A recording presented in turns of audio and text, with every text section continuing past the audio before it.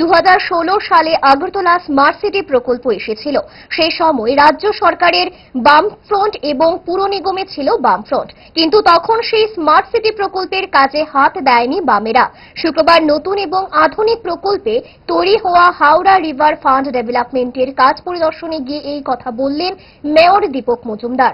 হাওড়া নদীর বাঁধ নির্মাণের কাজ চলছে জোর কদমে, তবে আরো অনেকটা কাজ বাকি রয়েছে। কোনো কোনো জায়গায় বাঁধের পাড়ের কিছু কিছু পরিবার বসবাস করছে।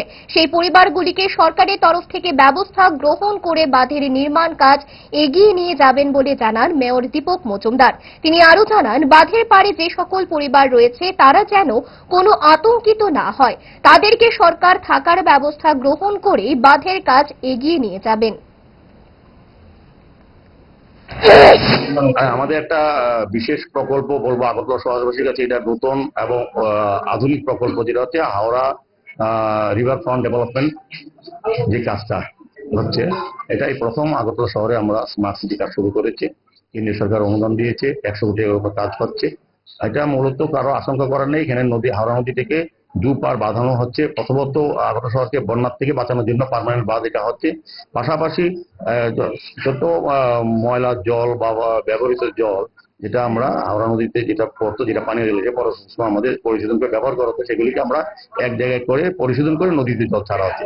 এবং হাওড়া নদীর দুই ধারটা আমরা বাঁধানো হচ্ছে, গ্যালারি হচ্ছে, ফুড হাব হবে, সেলফি পয়েন্ট হবে, এবং এখানে দেখবেন একটা আধুনিক ব্যবস্থা, সাইক্লিং জায়গা হবে।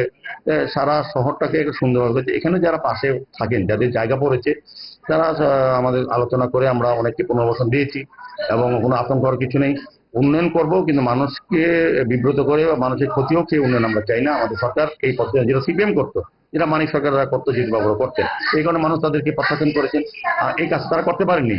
2016-তে স্মার্ট সিটি প্রকল্প এসেছিল, তখন সিপিএম বামফ্রন্ট সরকার ছিল, পৌর নিগম ছিল সিপিএম এর, কিন্তু তারা কাজগুলি করেনি, কারণ তারা ভালো কাজ করতে চান না।